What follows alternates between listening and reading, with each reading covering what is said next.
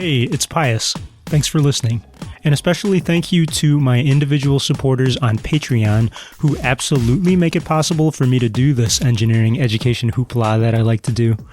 If you like it too, please head over to patreon.com/PiosLabs and pledge $1 or something to let me know. Thanks. It's May 8th, 2017, the start of National Teacher Appreciation Week in the USA, and this is the K-12 Engineering Education Podcast.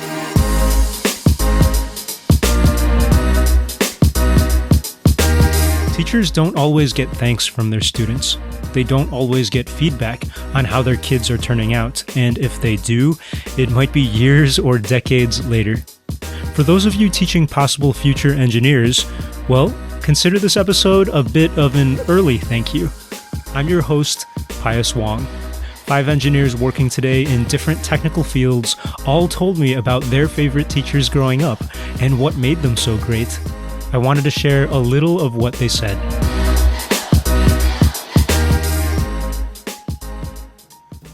My name is Bo Trefiro, and I am a mechanical engineer.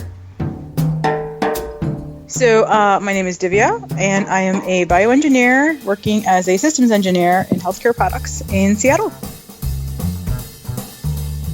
Hey, I'm Linus, and I'm a software engineer. My name's Mike. I build computers at IBM. But we'll actually start with Marcella, a computer scientist.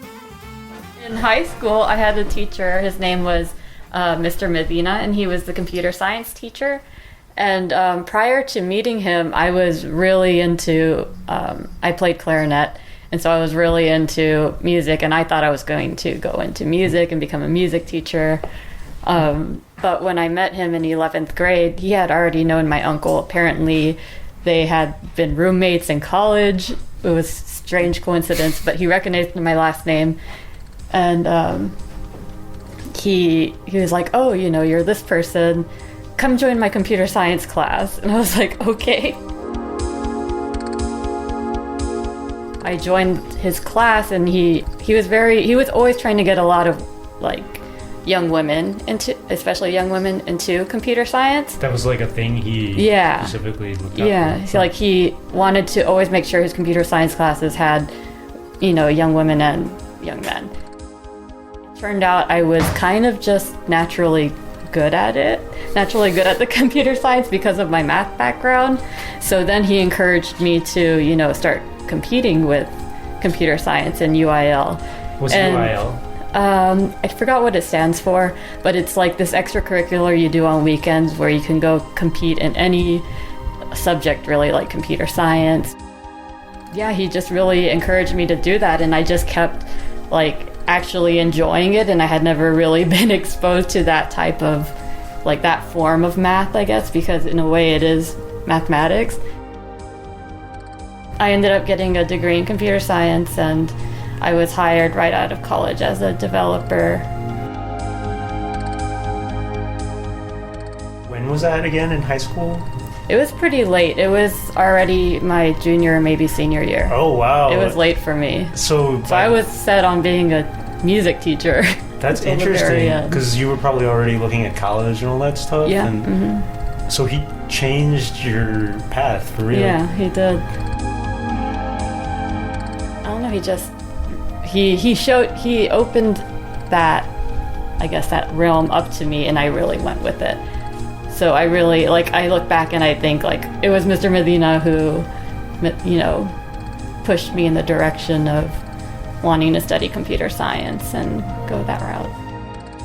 What was, like, the awesome thing about him was how he just cared so much about, you know, especially, you know, Hispanics and Mexicans and Latinas doing well in STEM. And so, like, it was almost like a daily thing we talked about, you know. It was always brought up that it's very important we go to college, and it's very important we study these things, you know. And that was the more inspiring part. So that message works, having that conversation. Yeah. Okay. Oh, yeah, I had stayed in contact with him for a long time after he had usually asked me when I started working to go back to the old high school, and I would give talks to the kids there about, pursuing STEM education.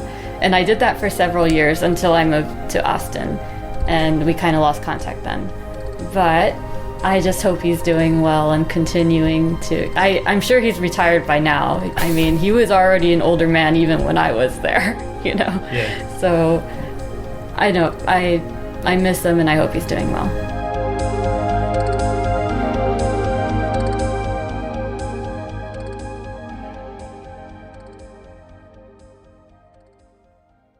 It's hard to talk about just one teacher because I've had so many positive influences as far as teachers go. But the one that really sticks in my mind is actually senior year of college. I had I took a mechatronics elective with Dr. Rana.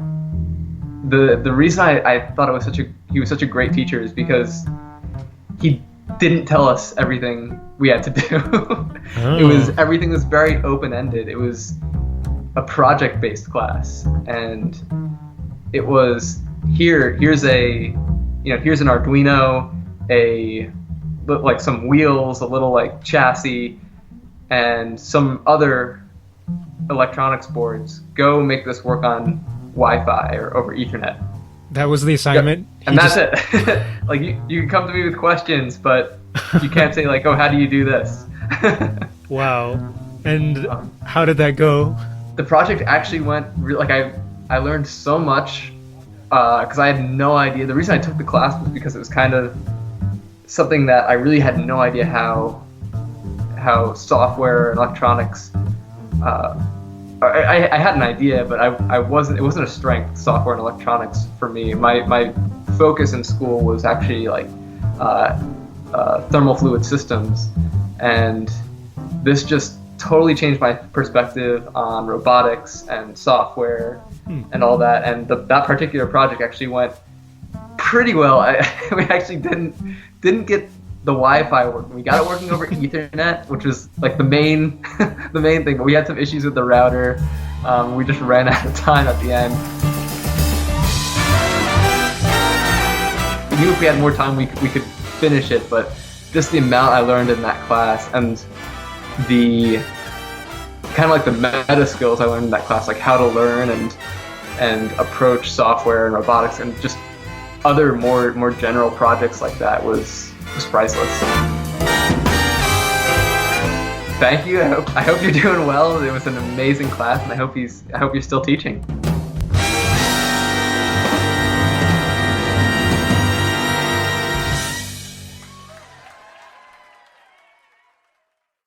Well, I've had a bunch of great teachers in my life, especially at high school, but I'd say one of the more earliest memorable ones would be Elizabeth Joint, my 7th grade teacher. She was probably the most influential in getting me excited about math and science at a younger age. I mean, I was always good at it, but it was more from a lazy perspective. Like, I could get my A's and so on and then sit back and coast. But she actually challenged me in ways that I hadn't ever been challenged prior to that. So during one math lesson, she realized I kind of already knew all the concepts, and pulled me aside and asked me if I wanted to work on some more advanced topics. But me, in my kind of lazy coasting attitude, said, "Oh no, I'll just relax and enjoy the lesson with the rest of the class." To which she said, "Fine," and then paired me up with one of my friends who happened to also be one of the lower performing guys in the class. It got me to understand that, hey, there's more to life than just memorizing facts and like coasting. I was able to realize that actually there are other challenges that, may not be super easy to me, like dealing with other people who don't get the concept immediately. And in fact, the process of helping out my friend also helps reinforce the concepts in my own head. And of course, I realized, hey, actually I missed a great opportunity to learn more cool things at my own pace.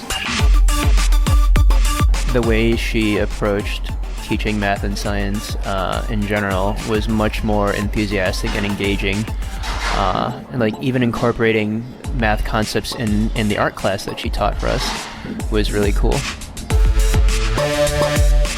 Thanks a lot, Mrs. Joint, wherever you are. I had a blast in your class, and I think you did all of us a great service, whether you realize it or not.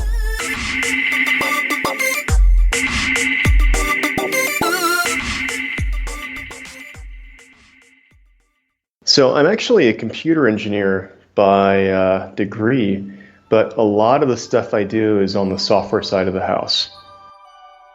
So in high school, I went to a place called Memphis University School, and this one guy, Mr. Brown, was our computer science guy.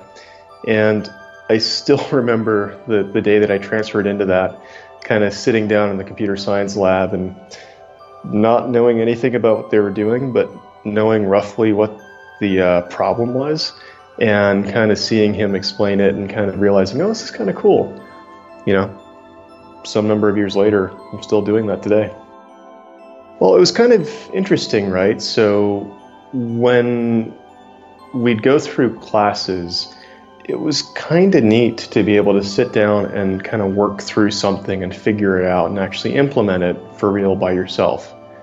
There were times when, you know, I'd be really close to whatever it was, and he'd just give a little tiny bump or a nudge toward, you know, the right direction, and it was always kind of the right thing. And I always kind of felt like that little extra insight about 5 minutes later was what I needed to get past whatever it was I was doing. And like, if I think about that, right, that's the kind of stuff that was really cool, and I'm sure he knew exactly what to say exactly when, and I like that. Was he just really experienced? How did he know what the right amount of push was?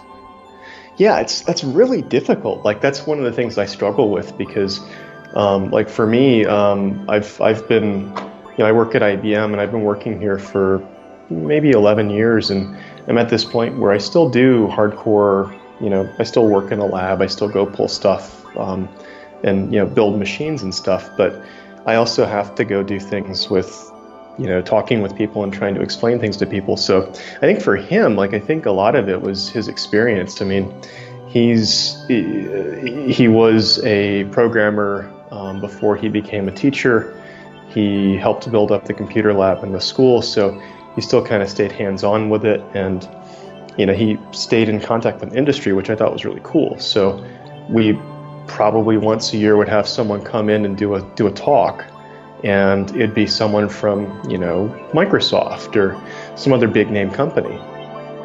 But I mean, he was very much to the point when explaining something, but he always had kind of a certain logic and rigor behind it, and I appreciated that. Like, a good example, I argued with him on my first test because I defined something different from how he defined it, and, you know, I thought my thing was right, he thought his thing was right, and we got to talk about it. And I like that. One of my top things right now is to try to give back to the community, and, you know, through the stuff I do at work and outside of work, kind of bring the next generation forward. So I'm going to keep trying.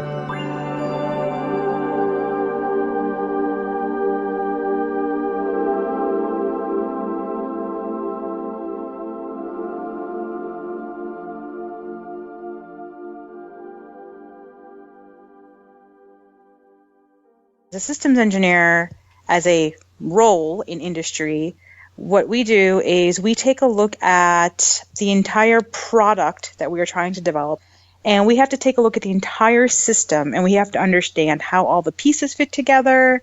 We have to ensure that the product is safe and it won't harm anybody. We want to make sure that at the end of the day, the product that we're putting into the market for people to use, be it whatever kind of product, it can be a defibrillator, it can be a toothbrush, it can be anything like that. It actually does what it's supposed to do, and it satisfies the needs of the people who are asking for such a product in the market in the first place. Actually, one of my favorite science teachers was in junior high. Unfortunately, I can't remember his name, but I remember what his face looked like. But he was super cool. He had like a mullet haircut, which was kind of awesome. Okay, you can identify him by his mullet, all right? Yes. But no, he was really great. And, we're going through physics and everything. And ironically, as an engineer, I hated physics, and I still kind of do on some level. It was never one of my favorite subjects. But, like, what I remember about this teacher is that he made a concerted effort to have things be interactive. So, for example, when you were in, like, a basic physics class, you learn that you can actually walk on a pile of broken glass without cutting yourself. And, like, as a kid, you think about that and go, why in the world would you do something silly like that? Like, what? And so one day we showed up to class, and I kid you not, there was a pile of broken glass, like, sitting on the floor. And he was like, today, you are going to walk on this glass and prove to yourselves that you can walk on broken glass. And it was like the coolest thing, right? And so then he's explaining the physics to us. And I'm like, this is awesome. Like, this is what it should be. Like, it helped me engage more in the subject where I wasn't, too engaged, generally speaking. Did he make you walk on broken glass? He suggested it, yeah, and we did. We're talking about electricity and statics and stuff. And so, those, like, cool balls where you put your hands and, like, there's, like, little static ball that, follows you or whatnot. Like, we did some of those kinds of things. So, like, there was just a lot of engagement with the students to help them understand, like, the physics behind some of the cool things that, are out there. I had, and still do have, a deep interest in astronomy, and he picked up on that, and he helped foster that, right? Gave me, like, source material to read and oh, wow. things to explore, and just really encouraged me to continue that pursuit and that interest. And I thought that looking back, that was really important. I mean, if he hadn't, kind of instilled that, I wouldn't have gotten the opportunity to intern for NASA for 6 months, potentially, right? Back in grad school. So, so that connected, like, your internship as an adult connected all the way back to that astronomy experience back then. Like, sometimes you just have these hobbies and you don't always take a look at, you don't always pursue them, right? If they're not encouraged enough, they don't always result in something. Now, granted, what I did for NASA at that time is completely different than what, pure astronomy is. I was working in a completely different sector, but still, like, there was encouragement that, hey, keep pursuing this, there's nothing wrong with it. Like, and it's part of an overall package, not just one single thing, right? But, like, it's definitely something that I look back and I'm like, that man gave me my first copy of Discover, and it was an astronomy issue. And I think I kept it for years. I kid you not. I kept that magazine copy for years. It was so outdated. But it was like a piece of something, like, of encouragement that, go explore. If you could say anything to the teacher with the mullet, what would you tell him right now? Thank you, honestly. Thank you for engaging with us and for challenging us and forcing us to learn things and for basically being a lot cooler looking back now than you were back then. We as students, when you're especially at that age, we don't recognize always, like, teachers have the best intentions and they're really looking out for you. And then it's not until, like, we're older and we're kind of on the life path that we're on, and we kind of look back and we're like, wow, these are the teachers who we remember. So thank you for being a teacher that I remember, even though I don't remember your name.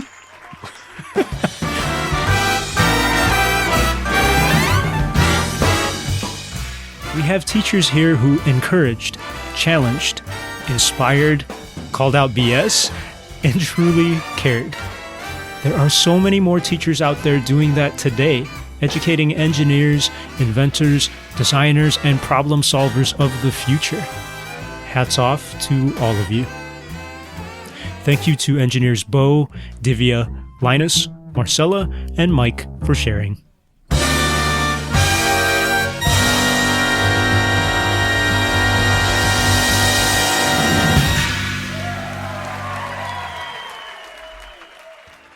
Follow the show on Twitter at K12 Engineering, and you can find me on Twitter at Pius Wong.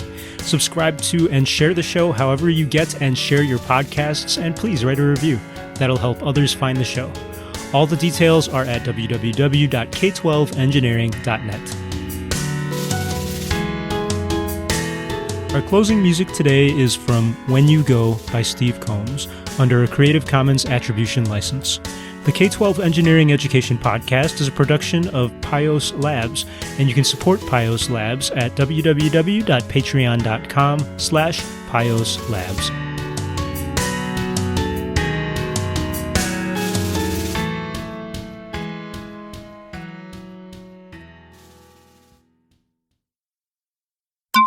Howdy, it's the post-show notes with Pius. This set of notes is inspired by Germany. Recently, someone from a German library sent me an email asking, "Hey, Pius, how do I find a copy of your book, Engineer's Guide to Improv and Art Games?"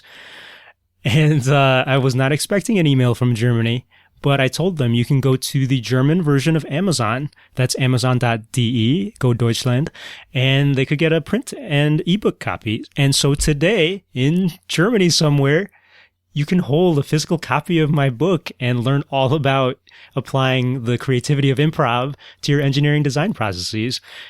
That's pretty awesome. It got me thinking that if you listening right now, if you want a copy or want to look at my book for free, just get it from your library. That's so awesome. And because the book is new, it's probably not in a lot of libraries. I looked into it. I found out that through my own work, the Austin Public Library here in Texas is going to get a copy, and the University of Texas at Austin Library is looking at it, and the University of Illinois at Chicago Library is looking at getting a copy. So if you're at any of those places, then check it out, and you can check out my ideas without paying anything. And if you want to do me a favor, go to your local library or your school library and request a copy of The Engineer's Guide to Improv and Art Games by yours truly, Pius Wong. And then you can also read these ideas for free. I'm especially looking at all of you residing in those communities with huge improv communities and huge engineering communities. Places like LA and New York and Chicago. In Texas, that'd be San Antonio and Houston. And I know that Atlanta has a great improv scene as well as Georgia Tech. So all of you places that have those design and improv communities, please check out my book. And maybe your local library will have it soon if you request it. Thanks.